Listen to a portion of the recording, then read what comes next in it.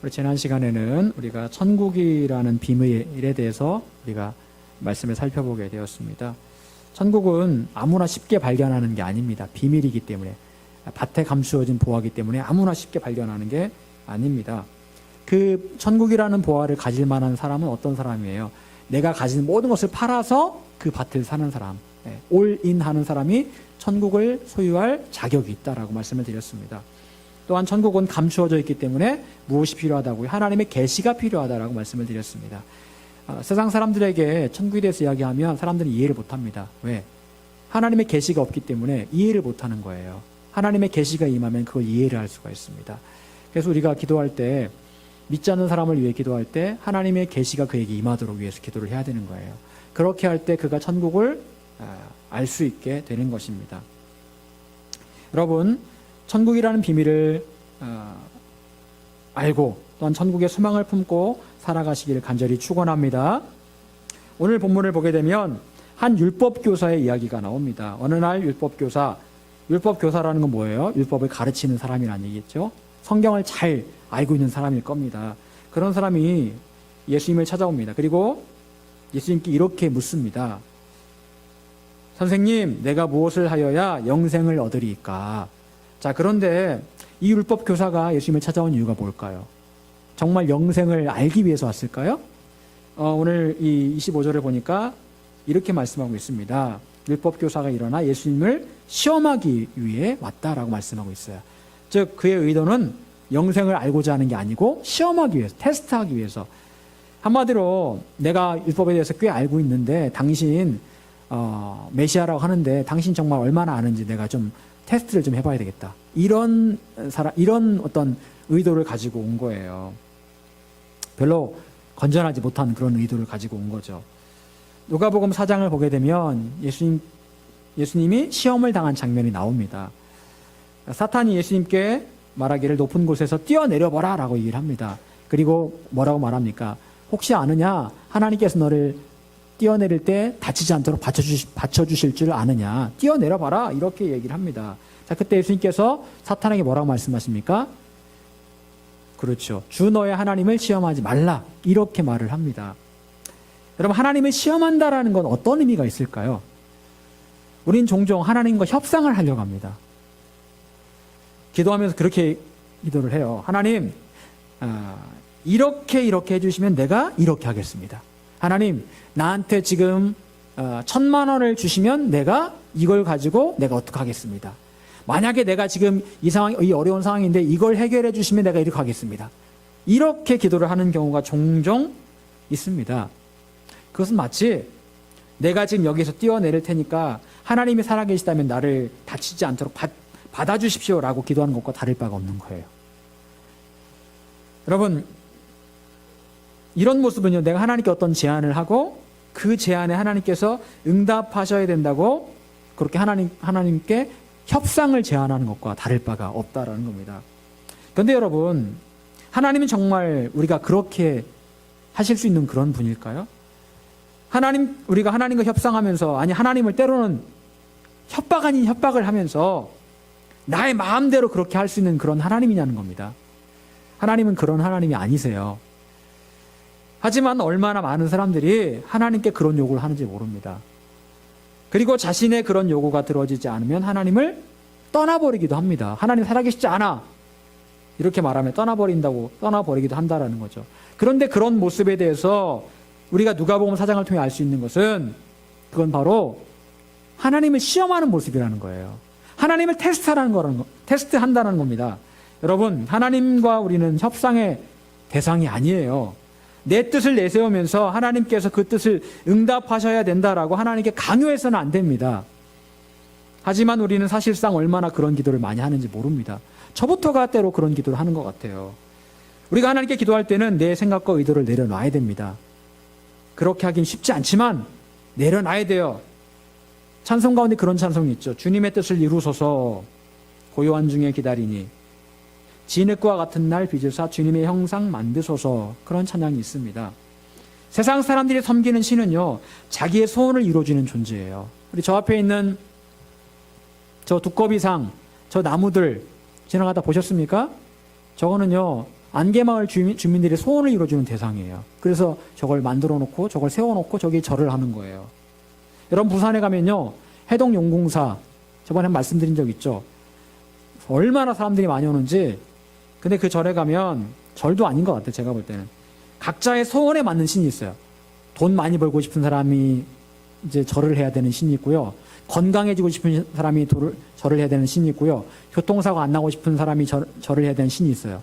그리고 자기 띠에 맞는 12지 신상이 쫙 있습니다. 거기 자기 띠에 맞는 그 신상 앞에 가가지고 돈을 내고 절을 하면 그 자기 띠에 맞는 신상이 자기를 보호해 준다라고 그렇게 생각을 하면서 사람들이 그렇게 하고 있더라고요. 그리고 돈을 냈는데 누가 가져가면 안 되잖아요. 그러니까 거기서 24시간 그 돈을 수거를 하는 사람도 있어요. 알바생들이 있어요. 알바생들이 계속 돈을 수거를 하는 거예요. 떨어진 돈 줍고 올려놓은 돈 줍고 계속 수거를 하는데, 와, 그거 진짜 매일매일 돈을 주면 엄청날 것 같아요. 여러분, 근데 사람들이 그런 마음을 가지고 있다니까요. 사람들이 섬기는 신은요, 자기 자신을 위한 신이에요. 나의 소원을 들어주기 위해서 내가 신을 섬기는 겁니다. 여러분, 하지만 하나님께 기도할 때는요, 나의 욕심, 나의 생각을 내려놔야 됩니다. 그리고 당장은 이해할 수 없지만 하나님의 뜻을 내가 구하고 그 뜻을 내가 위해 살겠다라고 고백을 해야 되는 겁니다. 그렇게 할 때 하나님께서 가장 선한 길로 우리를 인도하실 겁니다. 다시 본문으로 돌아가서 예수님을 시험하기 위해서 온 율법교사의 그 물음에 대해서 우리가 다시 한번 살펴보기를 원합니다. 율법교사가 예수님께 한 질문의 요지는 뭘까요? 무엇을 질문하고 있습니까? 내가 무엇을 하여야 무엇을 얻으리까? 영생을 얻으리까? 내가 뭘 하면 영생을 얻겠습니까? 내가 어떻게 하면 천국에 들어갈 수 있겠습니까? 라는 말이에요. 율법교사는 예수님을 시험하기 위해서 이 질문을 했지만 사실은 굉장히 중요한 질문을 한 겁니다. 자, 그렇다면 예수님께서는 이 영생으로 가는 핵심적인 원리가 뭐라고 말씀을 하셨을까요? 예수님께서는 일단 율법교사에게 묻습니다. 율법에 뭐라고 기록되어 있느냐? 묻습니다. 그러자 율법교사가 하나님을 사랑하고 이웃을 사랑하라는 계명이 있습니다 라고 말합니다. 자, 그때 예수님께서 짧고 분명하게 말씀하십니다. 뭐라고 말씀하십니까? 27절에 보니까요, 28절에 보니까 뭐라고 말씀하십니까? 내 대답이 옳도다. 이를 행하라. 그러면 살리라. 네 대답이 옳도다. 이를 행하라. 그러면 살리라. 그대로 네가 알고 있는 대로 행해라. 그러면 너 영원한 생명을 얻게 될 거야. 여러분, 율법교사는요, 이 사실을 몰랐습니까? 알고 있었습니다. 누구보다 잘 알고 있었어요. 자, 그런데 문제가 있었습니다. 문제는 뭡니까? 그 사람을 알고는 있는데 행함이 있어요, 없어요? 행함이 없다라는 거예요. 마태복음 7장 24절 27절에 보니까 예수님이 이렇게 말씀하십니다.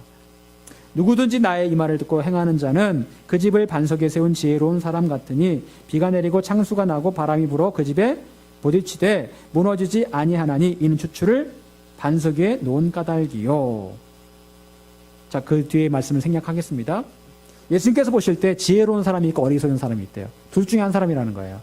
이건 여기는 교회 다니는 사람을 말하는 겁니다. 자, 말씀을 듣고 행하느냐 행하지 않느냐를 말씀하신 거니까 교회 다니는 사람이 말씀을 듣는 거잖아요. 세상 사람들이 말씀 듣는 건 아니잖아요. 그러니까 교회 다니는 사람을 말하는 거예요. 교회 다니는 사람 가운데, 믿음 생활을 하는 사람 가운데 두 부류가 있다. 한 부류는 한 부류는 지혜로운 사람이고 한 부류는 어리석은 사람이다. 둘 중에 하나라는 거예요. 저와 여러분들 모두가 둘 중에 하나라는 거예요. 지혜롭든지 어리석든지. 자, 그런데 지혜로운 사람은 어떤 사람이고 어리석은 사람은 어떤 사람일까요?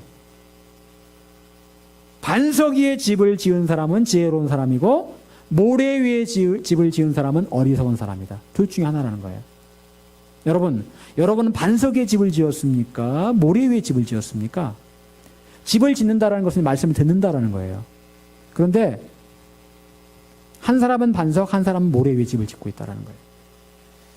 여러분, 그 김해 지역을 가다 보면, 김해 그 삼각주 지역을 가다 보면 써 있는 말이 있습니다. 표지판이 있어요. 뭐라고 써 있는지 아세요? 연약 집안이라고 했어요. 연약 집안. 무슨 말이에요?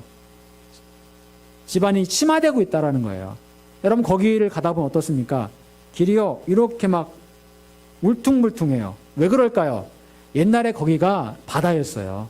그래서 지금도 그 김해 김해 앞에를 파다 보면 김해에 초선대라는 데가 있거든요. 초선대.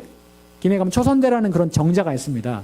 근데 그 초선대가 원래 뭐였냐면 신선을 초청하는 뭐 그런 곳이라는 의미인데 거기가 원래는 바다였답니다. 바다. 지금 바다가 아니거든요.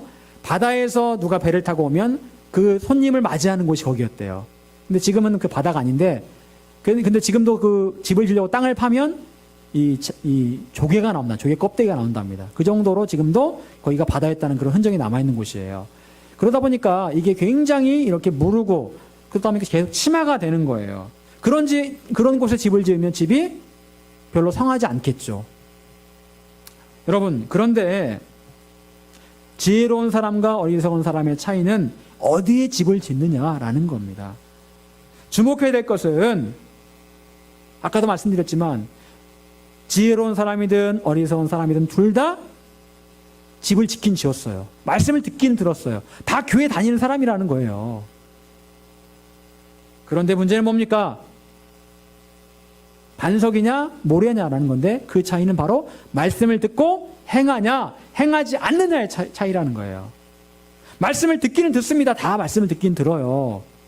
그런데 어떤 사람 말씀을 듣고 행하지만 어떤 사람 말씀을 듣고 한 귀로 흘려버린다라는 거예요. 똑같은 말씀을 전해도 누구는 듣고 마음에 새기고 행동으로 옮깁니다. 하지만 누구는 듣고 한 귀로 흘려버리고 잊어버려요. 이게 바로 모래냐 반석이냐의 차이라는 거예요. 여러분, 예수님 말씀해 보게 되면 모래 위에 집을 짓든 반석에 집을 짓든 뭐가 온다고요? 비바람이 불고 태풍이 온다라고 말씀하셨어요. 창수가 난다. 큰 물이 홍수가 난다라는 거죠. 누구나 다 홍수가 온다라는 거예요. 여러분, 교회 다니는 사람, 믿음 생활하면서 평탄한 삶을 사는 사람이 있습니까? 항상 평탄하다. 없어요. 누구나 다 비바람이 옵니다. 태풍이 와요. 아직까지 태풍이 오지 않았다. 그런 사람도 앞으로 태풍이 올 거예요. 태풍이 현재 몰아치고 있는 사람도 있습니다. 누구나 다 태풍이 와요. 근데 문제는요, 핵심은 그게 아닙니다. 그런 태풍과 비바람이 왔을 때 어떤 사람은 넘어지고 어떤 사람은 넘어지지 않는 사람이 있다는 거예요. 그 차이는 반석에 집을 짓느냐 모래 위에 집을 짓느냐의 차이에서 나오는데 그것은 바로 말씀을 듣고 마음에 새기고 행동으로 옮기느냐 그렇지 않느냐의 차이라는 거예요. 여러분, 제가 매주 말씀을 전합니다.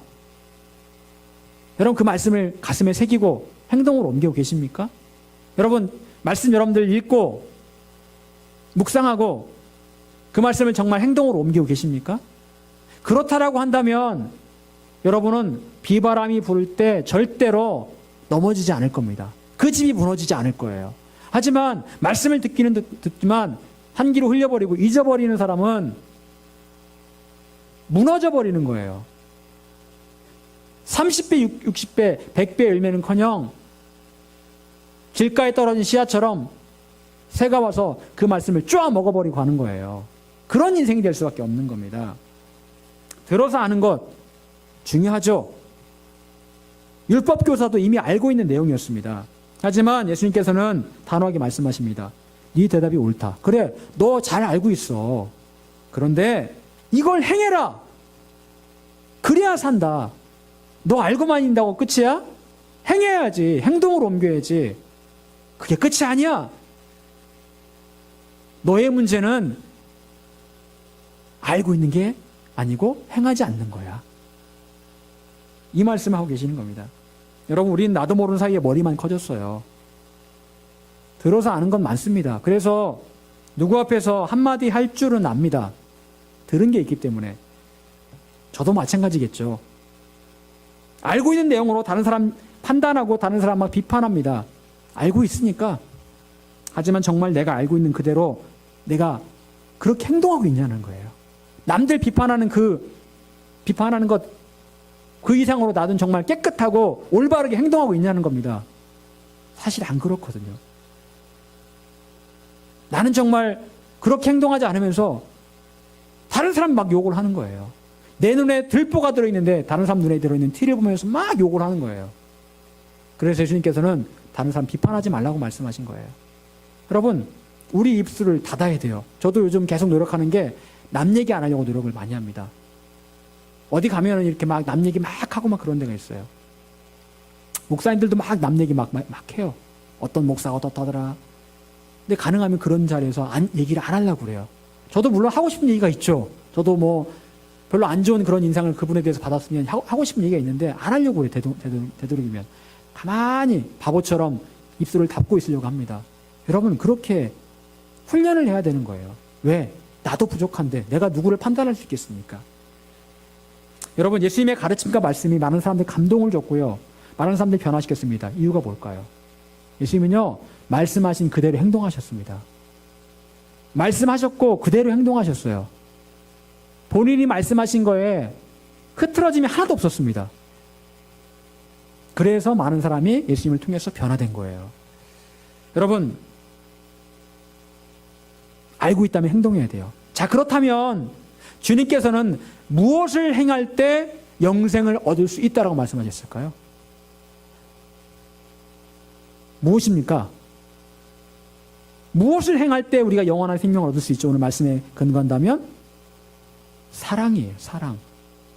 사랑을 행할 때 네가 살 것이다. 영원한 생명을 얻게 될 것이다 라고 말씀하세요. 그 사랑, 어떤 사랑입니까? 마음과 목숨과 힘과 뜻을 다해 하나님을 사랑하는 거예요. 두 번째로 나의 이웃을 나 자신같이 사랑하는 겁니다.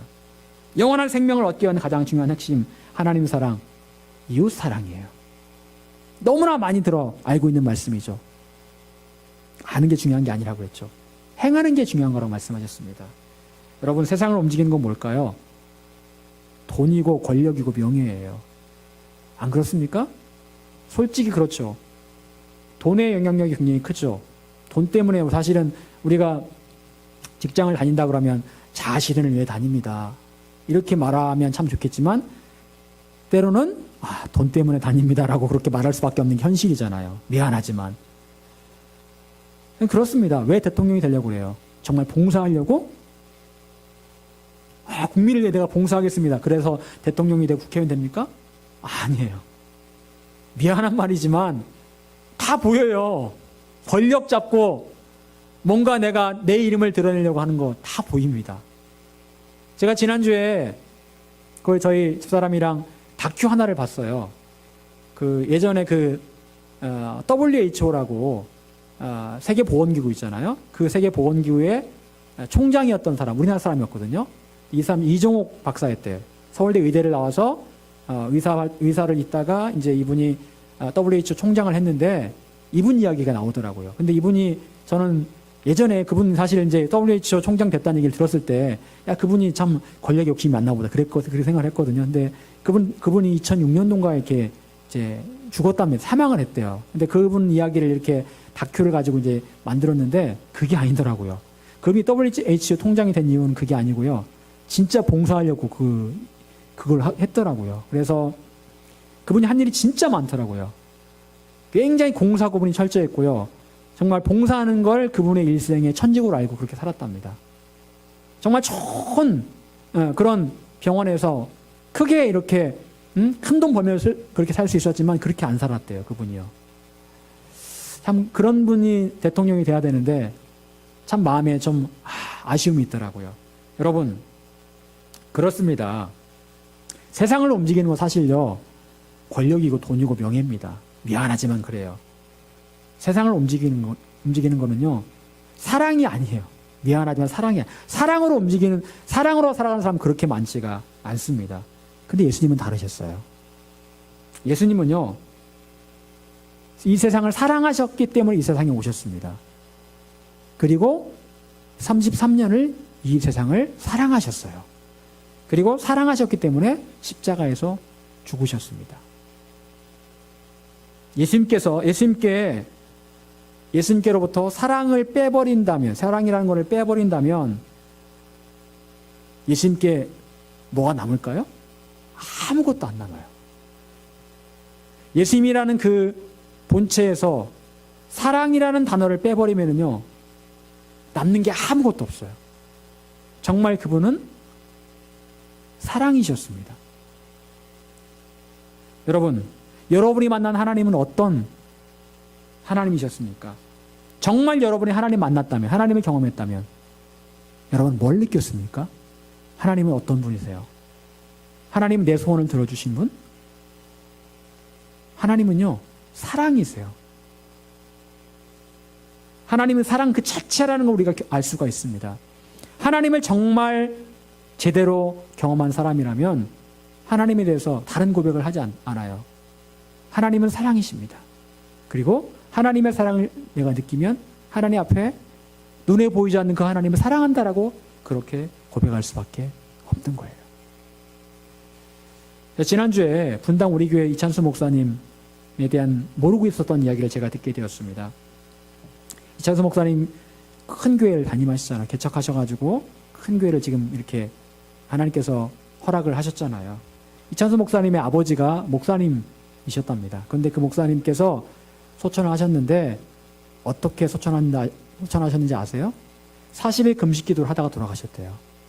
여러분, 40일 금식 기도하다가 죽었다. 얼마나 은혜 안 되는 이야기입니까? 40일 금식 기도 잘 마치고 능력 받아서 능력 있는 목회를 하셔야 되는데 40일 금식 기도 하다가 돌아가셨대요. 아버지의 그런 죽음을 보면서 이찬수 목사님이 그랬답니다. 하나님의 살아계시면 이럴 수가 없다. 하나님의 살아계시면 우리 아버지가 40일 금식 기도하다가 돌아가실 수가 없다. 어떻게 이럴 수가 있냐. 하나님은 안 계신다. 그래가지고 이분이 하나님을 그렇게 원망하고 하나님 욕을 했답니다. 하늘을 향해서 하나님 욕을 그렇게 했대요. 입에 담지 못할 그런 욕을 했답니다. 그리고 미국으로 다 가족들이 건너갔잖아요. 건너가서 알바, 여러 번의 그런 아르바이트를 이렇게 했대요. 어떤 때는 유태인 집에 갔는데 이제 이분이 말씀하기를 유태인 집에서 아르바이트를 할 때가 제일 힘들었대요. 유태인들이 얼마나 지독한지 막 일을 막 엄청 시켜야 되고 막 이렇게 굉장히 심하게 이렇게 막 말도 하고 막 그런데 유태인들이요. 그래서 그럴 때마다 이 이찬수 목사님이 정말 마음이 힘들었답니다. 그래서 그 이찬수 목사님이 시카고인가 계셨잖아요. 5대5가 있잖아요. 근데 그 5대5에 정말 그 호수가 크잖아요. 이제 너무 마음이 울적할 때면 그 호수 앞에 갔답니다. 그럴 때마다 호수가 이렇게 부르더라는 거예요. 이리 와 부르더라는 거예요. 네. 그 호숫가로 이제 들어와서 빠져 죽으라는 거죠. 너무너무 그런 많은 자살 충동을 그분이 느꼈답니다. 정말 세상 살기 싫고 자살하고 싶고 죽고 싶고 하나님은 원망스럽고 근데 그랬던 그분을 하나님께서 만나주신 거예요. 뜻하지 않게 하나님께서 그런 과정들을 통해서 이찬수 목사님의 마음을 단련시키시고 하나님 만나주셨습니다. 그리고 하나님의 그 사랑을 그분이 알고 나서 목회자가 된 거예요. 하나님의 사랑을 경험한 그분이 지금은 참 귀하게 이렇게 쓰임받고 있습니다. 여러분, 하나님은 정말 사랑의 하나님이세요. 예수님께서는요, 우리가 영원한 생명을 보장된 삶을 살고 있다면 반드시 우리의 삶에 무엇이 나타난다고 말씀하시는 거예요? 사랑이 나타날 거다. 네가 정말 영원한 생명을 살고 있다면 너의 삶에는 반드시 사랑이 나타날 거다. 반대로 말한다면 우리가 영원한 생명이 없는 삶을 살고 있다면 우리의 삶에 무엇이 없는 거예요? 사랑이 없는 거예요. 사랑이 나타나지 않을 거예요. 여러분, 제가 고2 수련회 때 하나님을 처음 경험을 하게 되었습니다. 저에게 어떤 변화가 일어난지 아세요? 저는 그때 하나님 만나고 나서 하나님을 정말 진심으로 사랑한다고 눈물로 고백할 수밖에 없었습니다. 이전까지는 하나님이 나와 무슨 상관이 있지? 라고 생각을 했었지만 그때 이후로 하나님을 정말 사랑한다고 고백할 수 있게 되었어요. 그리고 또한 제 삶에 일어난 변화는 제 주위 모든 사람들에게 제가 그들을 사랑할 수 있다라고 그렇게 고백할 수 있게 되었다라는 거예요. 그래서 누가 저의 한쪽 뺨을 때리더라도 다른 뺨을 기꺼이 댈 수 있을 것 같은 그런 마음이 들었습니다. 제가 저의 이웃들을 정말 사랑할 수 있게 된 거예요. 그런 변화가 제 마음에 일어나게 된 것입니다. 그리고 그것은 오늘 말씀에 비춰본다면 제가 영원한 생명을 얻게 된 삶의 증거라는 것을 분명히 알 수 있게 된 거죠. 여러분, 영원한 생명을 소유한 사람이라면 자연스럽게 하나님 사랑, 이웃 사랑의 모습이 나타날 수밖에 없습니다. 만약 내가 교회 생활을 아무리 오래 했다 할지라도 하나님을 사랑하는 모습이 없고 이웃에 대해서 사랑 대신 비방과 공격의 모습만 있다면 나는 아직 영원한 생명을 소유한 사람이 아니라는 것을 확인하는 것밖에 안 되는 거예요. 제 친구 선교사가 지금 우간다에 나가 있습니다. 선교사로 우간다로 나가 있는데 우간다에서 같이 사역하는 그 한 미국인 청년 이야기를 제가 듣게 되었습니다. 책으로도 나왔는데 한번 읽어보시기 바랍니다. 엄마라고 불러도 돼요 라는 그런 책인데 읽어보시기 바랍니다. 이 청년이 16살 되던 해에 미국으로 단기 선교를 간 거예요. 우간다로 단기 선교를 간 겁니다. 거기에서 봉사활동을 하는데 이게 많은 어떤 도전이 된 거예요. 그래서 2007년도에 다시 이 친구가 미국에서 우간다로 다시 선교를 나간 겁니다. 근데 이 집이 굉장히 잘 사는 집이래요. 이 친구가 이제 여자 청년이거든요. 근데 거기 가서 이제 고아들을 돌보는데 어느 날 한 검은 이제 흑인 아이죠. 그 아이가 이제 이 친구에게 와서 그렇게 얘기를 하더라는 거예요. 엄마라고 불러도 돼요? 이렇게 말을 하더라는 거예요. 엄마가 없는 이 아이가, 고아가 이 백인 청년에게 와서 엄마라고 불러도 돼요?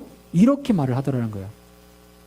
그게 너무나 이 친구에게 감동이 되었고, 그래서 이 친구가 그 이후로 14명의 아이들을 입양을 했답니다. 천연대 14명의 아이를 입양하고 우간다에서 지금 살고 있어요. 이 친구의 이름이 KT 데이비스라고 합니다. 여러분, 그 청년을 그곳 우간다로 돌아가게 한 힘이 뭘까요? 14명의 아이들을, 처녀인데도 불구하고 14명의 아이를 입양해서 키우게 된 그런 힘이 뭘까요?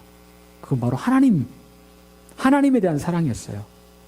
하나님에 대한 사랑이 흘러서 우간다의 어린 아이들에게까지 이제 흘러가게 된 겁니다. 사랑하는 여러분, 우린 매일같이 뭘 합니다. 누구에게 어떤 말을 하고요, 어떤 행동을 합니다. 그 행동, 그 말의 동기가 뭘까요?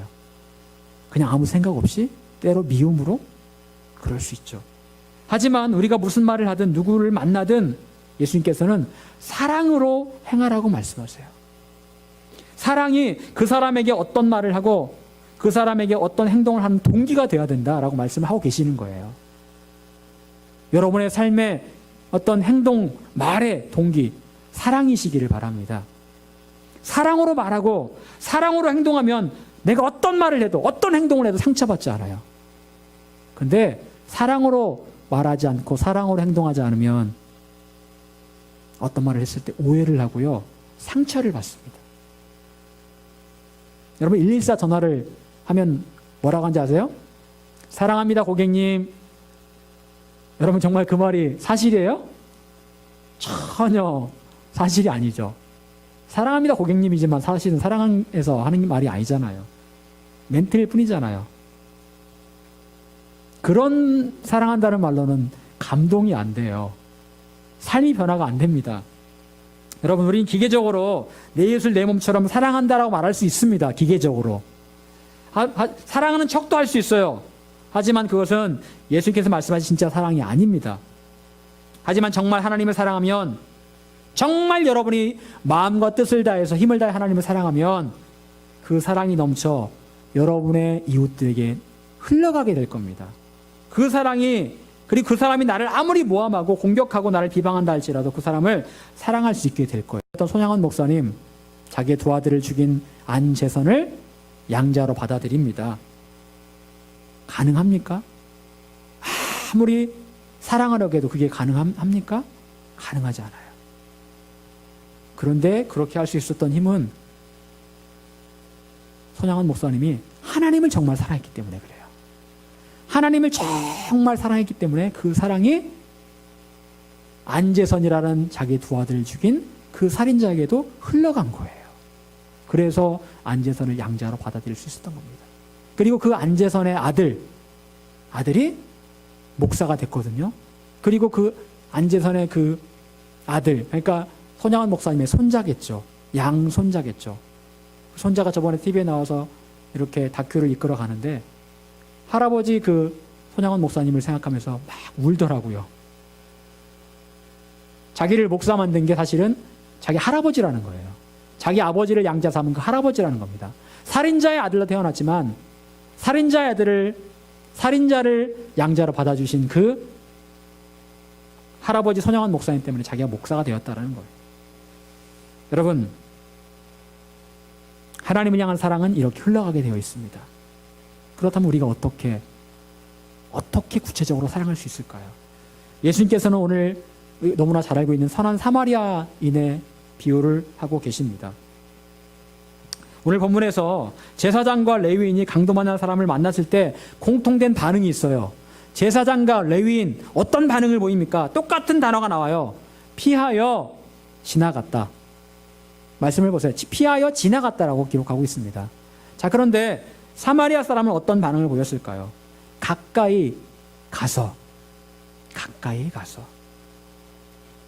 제사장과 레위인은 피하여 지나갔습니다. 모른 척하고 지나갔어요. 사마리아 사람은 가까이 다가갔습니다. 여러분, 예수님께서는요 언제나 가까이 다가가는 분이셨어요. 거라사의 그 광인에게 예수님께서는 가까이 다가가셨습니다. 아무도 그 광인에게 가까이 가지 않았지만 가까이 가셔서 그를 고쳐주셨어요. 세리 삭개오, 아무도 가까이 하지 않았습니다. 하지만 그에게 말을 걸고 그 집에 들어가셨습니다. 가까이 가셨어요. 그리고 그를 고치셨습니다. 그의 영혼을 고치셨어요. 여러분, 사람들은 솔직히 다른 사람의 일에 관심이 없습니다. 사람을 만날 때도 가려가면서 만납니다. 나에게 유익이 되는 사람, 내가 별로 관심을 갖지 않아도 되는 사람, 가려서 만납니다.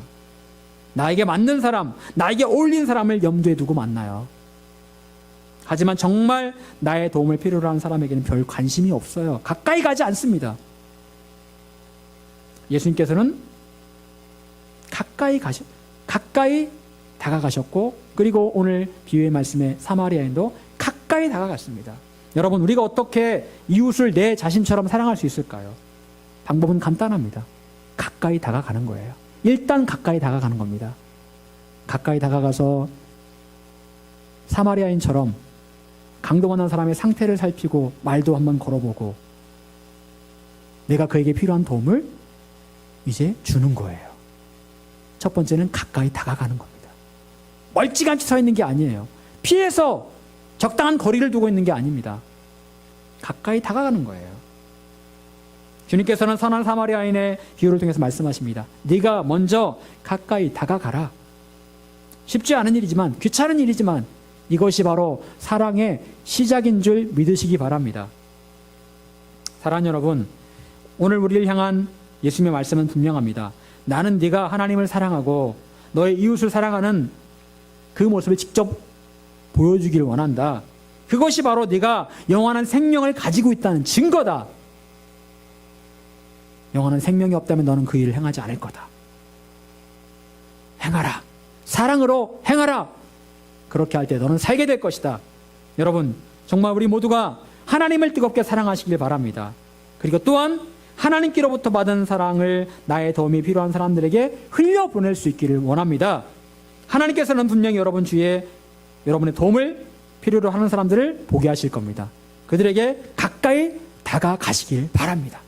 피하지 마시고 가까이 다가가서 말도 걸어보고 그 사람의 고민도 들어보고 그 사람을 내가 어떻게 도울 수 있을지도 한번 생각해 보시길 바랍니다.